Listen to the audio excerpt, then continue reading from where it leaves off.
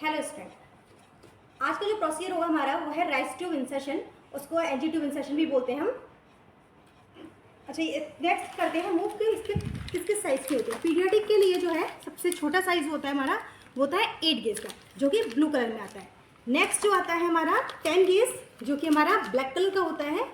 और next 12 gauge जो हमारा वाइट कलर का होता है। ये जो तीनों है 8, 10 और 12 हम लोग पीडियाट्रिक यूज़ में लेते हैं।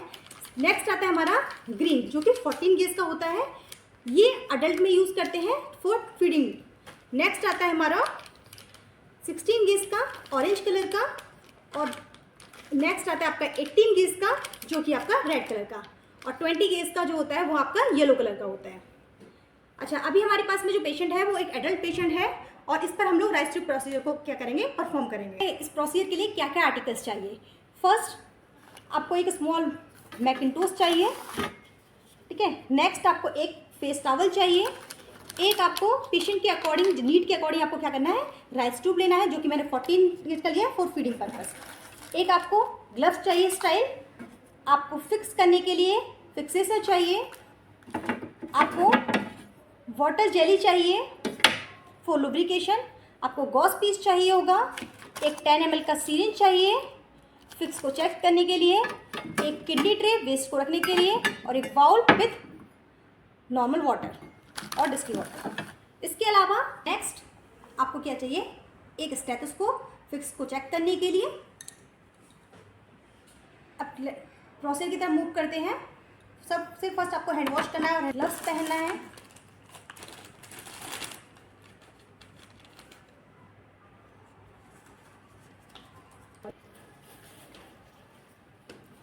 अच्छा, नेक्स्ट बात करते हैं कि इसमें पोजीशन क्या होगा।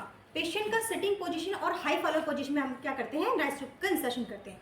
इसमें हेड के नीचे मैंने एक मैकिंटोश लगा दिया स्मॉल, और अब नेक्स्ट साइड में क्या करेंगे, ड्रेस को प्रिवेंट करने के लिए एक स्मॉल टॉवल लगा देंगे।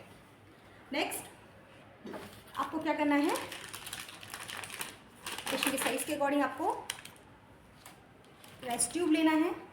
अच्छा, राइस ट्यूब के बारे में पढ़ते हैं। ये जो राइस ट्यूब है, इसकी लेंथ जो है मैक्सिमम आपको दिखेगा यहाँ पर 170 सेंटीमीटर। अच्छा, ये जो पार्ट होता है, ये टिप होता है जो गाइड करता है हमें गाइडर की तरह।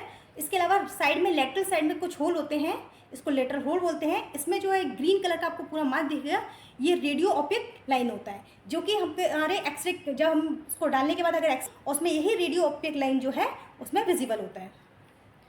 नेक्स्ट के लिए ईयर, जो नोज का टिप होता है वहाँ से हम लोग स्टार्ट करते हैं, और ईयर का जो ट्रैगस पॉइंट है, इधर दिखाओ, ईयर का ये जो ट्रैगस पॉइंट है दिख रहा है, और ईयर ट्रैगस से पेशेंट के xiphoid process, end of the xiphoid process तक हम क्या करेंगे, उसको मेजर करेंगे।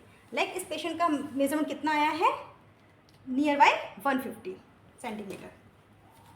इसके बाद हमें क्या करना है, वाटर लाइक जेली को लेना है और उसको लुब्रिकेट करना है लगभग 3 से 4 सेंटीमीटर तक।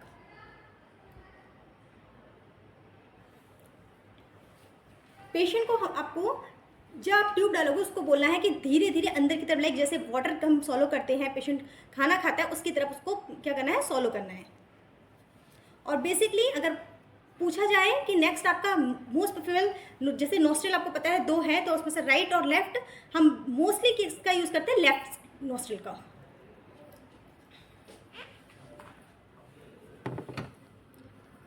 अगर किसी भी पेशेंट को जब आप इंसर्ट कर रहे हो उस समय पे पेशेंट का रेस्पिरेशन कम हो रहा है, पेशेंट ब्रेथलेसनेस में जा रहा है, तो उस समय क्या करना है, आपको प्रोसीजर को होल्ड करना है और स्लोली पेशेंट को क्या बोलना है कि उसको वाटर लाइक क्या करना है, सोलो करना है। कहीं भी ऑब्स्ट्रक्शन हो रहा है तो आपको क्या करना है, उसको होल्ड करना है और थोड़ा बाहर की तरफ निकल के फिर धीरे धीरे, बिल्कुल प्रेशर नहीं डालना। ये आपका ट्यूब डल गया। अच्छा, इसके ये जो है एरिया को आपको क्या करना है, इसके 3 मेथड होते हैं। फर्स्ट मेथड जो है आपका सबसे बेस्ट जो माना जाता है वो है एक्सरे।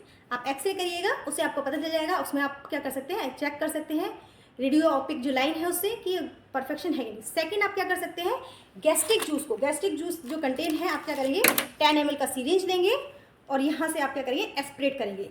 अगर वहाँ पर गैस्ट्रिक जूस जो है बाहर की तरफ आ रहा है, इसका मतलब क्या होगा, मतलब आपका स्टमक में ही ट्यूब गया है। इसके अलावा थर्ड जो है, आप क्या कर सकते हैं, उसके फिक्स को चेक करने के लिए आप 10 ml एयर को क्या कर सकते हैं, पुश कर सकते हैं। और आप साथ के साथ क्या करेंगे, इस स्टेप से उस साउंड को सुनेंगे। जब आप एयर पुश कर रहे हैं तो यहाँ पर आपको एक बोलस का साउंड सुनाई देगा।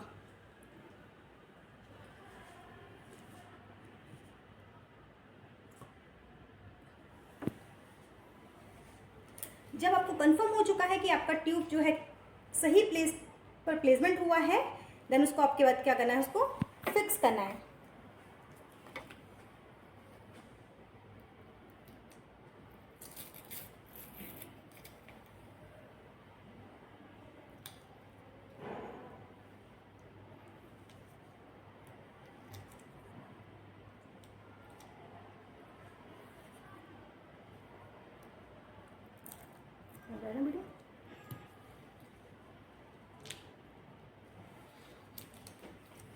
नेक्स्ट आपको जितने भी डिस्कार्ड आर्टिकल्स हैं उसको रिप्लेस करना है और आपका जो प्रोसीजर है उसको डॉक्यूमेंटेशन करना है। Thank you so much.